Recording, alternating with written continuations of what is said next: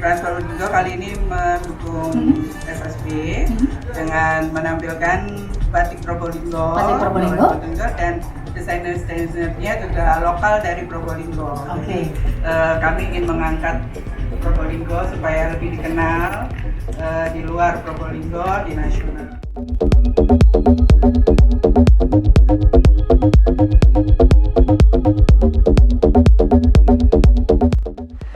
Sebenarnya Ibu PJ ini kan suka banget gitu sama fashion.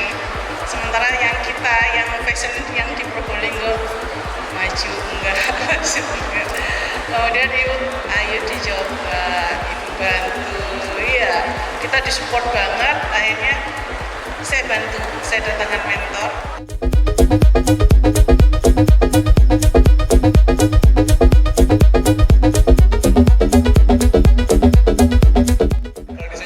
Sekali inspirasinya masuk, desainnya langsung lancar.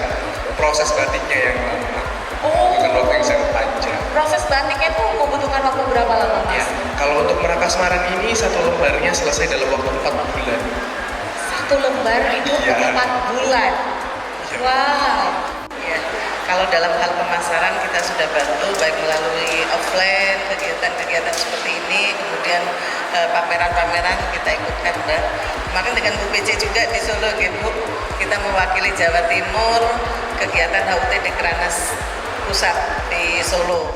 2 tahun silam ketika pertama kali aku maju ke panggung Putri Indonesia, aku membawa dengan bangga national costume dari Jawa Timur, itu adalah Merakasmaran.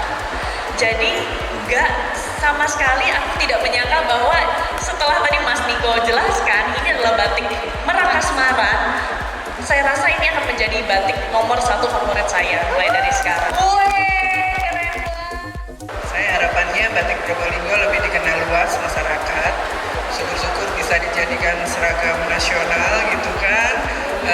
Tapi ya tetap kembali lagi saya menitipkan pesan untuk pembatik dan desainer, jangan terus maju, terus berkreasi dan jangan menyerah. Jadi harus terus maju dan punya tekad.